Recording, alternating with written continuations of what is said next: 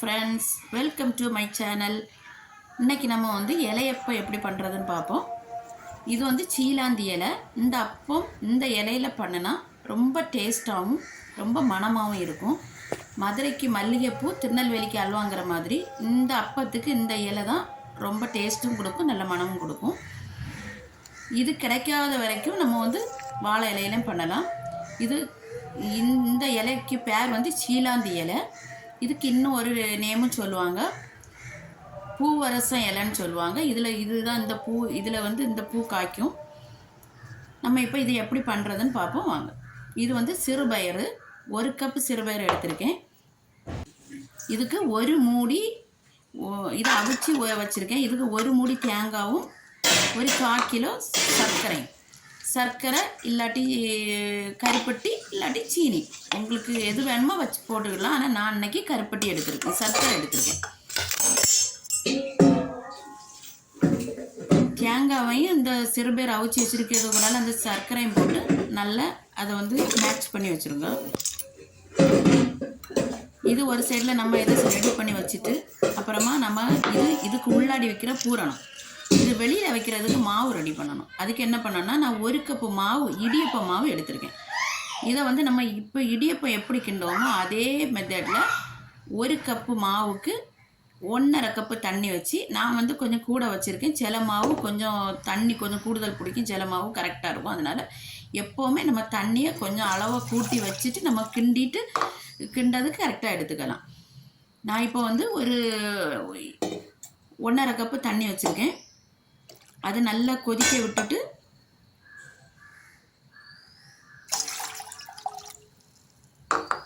தண்ணி நல்லா கொதிக்க வச்சப்போ நம்ம எப்படி இடியப்ப மாவு கிண்டோமோ அதே பக்குவத்தில் இதை கிண்டி எடுத்துக்கிடணும்.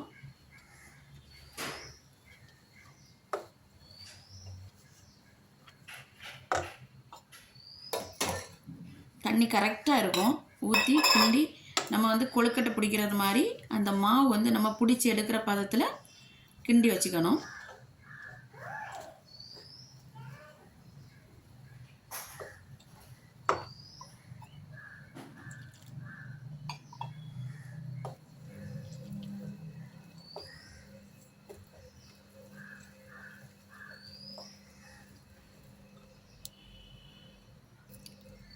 இப்படி கையில் ஒட்டாத அளவுக்கு நம்ம அதை கரெக்டாக கிண்டிட்டு, இப்போ நம்ம எடுத்து வச்சுருக்கோம்ல சீலாந்தி இலை, அதில் ஒரு சின்ன ரவுண்டாக சின்னதாக கொஞ்சமாக மாவு எடுத்து உருட்டி அந்த இலையில ஃபுல்லாக வந்து தட்டணும்.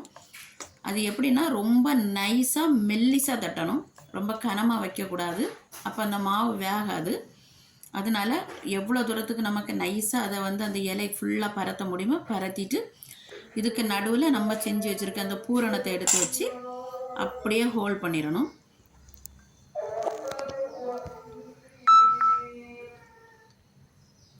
இப்படி நம்ம ஒவ்வொரு இலையும் எடுத்து ஒவ்வொரு இலைக்குள்ளாடையும் வச்சு நம்ம ரெடி பண்ணி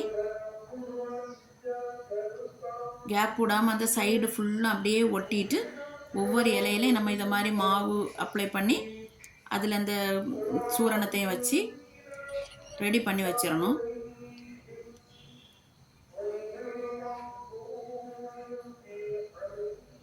இதே மாதிரி ஒவ்வொரு இலையிலையும் நமக்கு எவ்வளோ மாவு இருக்கோ, எவ்வளோ அந்த உள்ளாடி வைக்கிற அந்த சூரணம் இருக்கோ அந்த அளவுக்கு நம்ம எடுத்து ரெடி பண்ணி வச்சுட்டு, அப்புறம் ஒரு இட்லி பாத்திரத்தில் கொஞ்சம் நிறையவே தண்ணி ஊற்றிக்கிடுங்க. நான் இன்றைக்கி ஒரு 2 லிட்டர் போல் தண்ணி ஊற்றிருக்கேன். என்னென்னா அது வந்து வேகிறதுக்கு நேரம் ஆச்சுன்னா அடி பிடிச்சிரும்.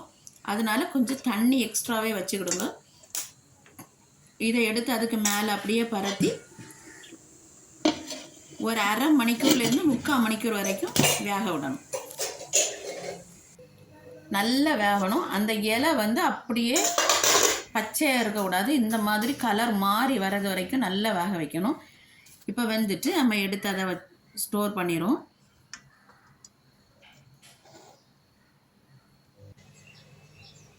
பார்த்தீங்களா, என்ன அடிப்பொலியாக ஒரு இலையப்போ நம்ம ரெடி பண்ணிட்டோம்.